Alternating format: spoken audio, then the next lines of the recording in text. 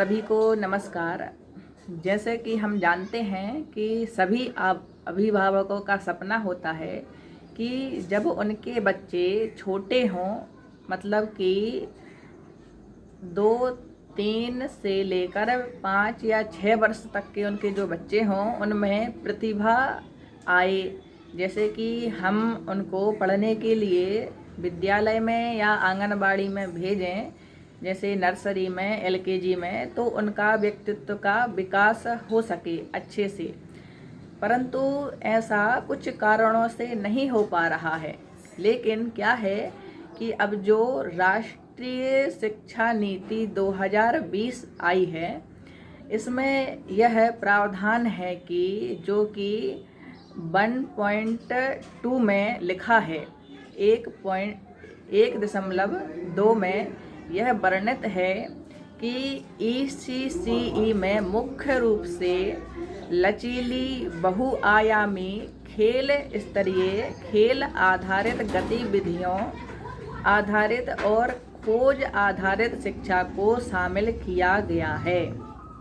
मतलब कि जो नई शिक्षा नीति आई है, यदि हम उसका समर्थन करते हैं, उसके बारे में विचार करते हैं, चिंतन करते हैं और सभी जो जहाँ तक शिक्षा जो पाठ्यक्रम बनाते हैं उन तक हम अपनी बात को पहुँचाते हैं, तो अपने बच्चों का भविष्य आगे सुधर सकता है। जैसे कि आगे इसमें 1.2 में लिखा हुआ है कि बच्चों में अक्षर, भाषा, संख्या, गिनती, रंग, आकार, इंडोर एवं आउटडोर। इंडोर जैसे कि कोई बच्चे खेल घर के अंदर होते हैं, बाहर होते हैं, तो संख्या, गिनती आदि अच्छे से सीख पाएंगे। अभी क्या होता है कि बच्चों को जैसे अपन आंगनबाड़ी में भेज देते हैं, वो घर आकर ना पढ़ते हैं, ना वहाँ पर पढ़ते हैं, खेलते रहते हैं, लेकिन ना वो कुछ संख्या का ज्ञान कर पाते हैं। जैसे कि 1 से लेकर 10 तक या 1 से लेकर 50 तक गिनती सीख जाएं, तो वो नहीं कर पाते हैं, क्योंकि उनमें जो शिक्षिकाएँ रहती हैं तो वो उनको सही ढंग से नहीं पढ़ा पाती हैं। लेकिन जो राष्ट्रीय शिक्षा नीति 2020 की है, उसमें नई जो नीति निकली है, यानी कि जो नए सुझाव हैं, यदि हम अपने सुझाव उनमें अच्छे से देंगे तो बच्चों में क्या क्या प्रतिभा उत्पन्न होंगी। और जैसे कि बच्चों में संगीत की रुचि, उनको संगीत भी सिखाया जाएगा। यदि बचपन से ही, जैसे हम बोलते हैं ना कि हमारे जो संस्कार हैं वो जन्मजात संस्कार होते हैं, कुछ संस्कार पूर्व जन्म से भी होते हैं, परंतु उनको उजागर करने के लिए, जैसे कि ज्ञान तो हमारे अंदर भरा ही हुआ है, लेकिन शिक्षा उसको बाहर लाती है। उसी प्रकार जो छोटे छोटे बच्चे होते हैं, अभिभावकों का चिंतन भी होता है कि हमारे जो बच्चे हैं उनका भविष्य अच्छे से सुधरे।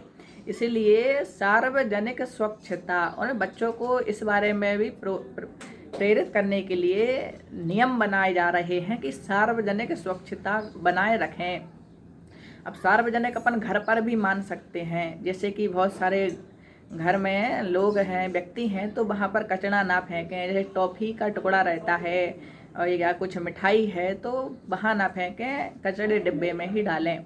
उसके बाद समूह में कार्य करना। अब छोटे छोटे बच्चे रहते हैं, यदि बचपन से ही वह आदत उनमें आएगी कि हम जब छोटे थे तो समूह में कार्य करते थे, तो वही प्रवृत्ति आगे भी बढ़ती रहेगी।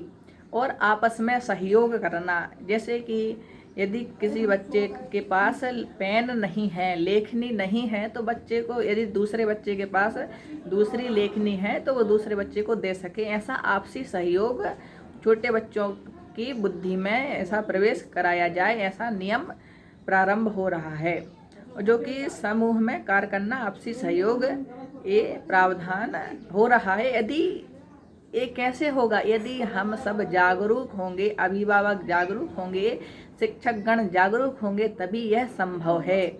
नहीं तो जो पहले की राष्ट्रीय शिक्षा नीतियाँ चली आ रही हैं, हमारे बच्चे कुछ नहीं सीख पा रहे, वैसा ही चलता रहेगा। यदि बच्चों को कुछ सिखाना है, नए प्रयोग करवाने हैं, तो हमें इस राष्ट्रीय शिक्षा नीति 2020 का समर्थन करना ही होगा। और जो कि 1.2 में लिखा है अंत में कि ECCE का समग्र उद्देश्य बच्चों का शारीरिक भौतिक विकास, संज्ञानात्मक विकास, समाज संवेगात्मक और नैतिक विकास और अंत में है ज्ञान का विकास करना। यानी कि बच्चों जो ज्ञान लें, जो उनको पढ़ाया जाए, सिखाया जाए, उस ज्ञान में बच्चे वृद्धि करें, उनको बार बार दोहराएं, इसी ज्ञान को परिभाषित करें और उनकी बुद्धि तीव्र हो, कुशाग्र हो। बच्चे छोटे से ही यदि ऐसे होंगे तो उनका भविष्य भी सुधरेगा और माता पिता को भी अच्छा लगेगा।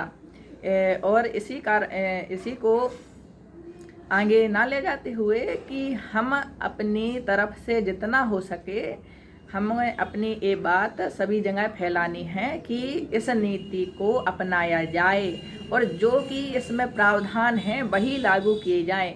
ऐसा ना हो कि नियम तो यही हैं लेकिन आप उनमें बदलाव कर दें, कुछ का कुछ डाल दें। इसी कारण से इसको अच्छे से सुव्यवस्थित तरीके से बच्चों तक, अभिभावकों तक एवं जो नीति को, राष्ट्रीय शिक्षा नीति को बना रहे हैं, पाठ्यक्रम में ला रहे हैं, उन तक यह बात पहुंचाई जाए। सभी को नमस्कार एवं धन्यवाद। नमो नमः।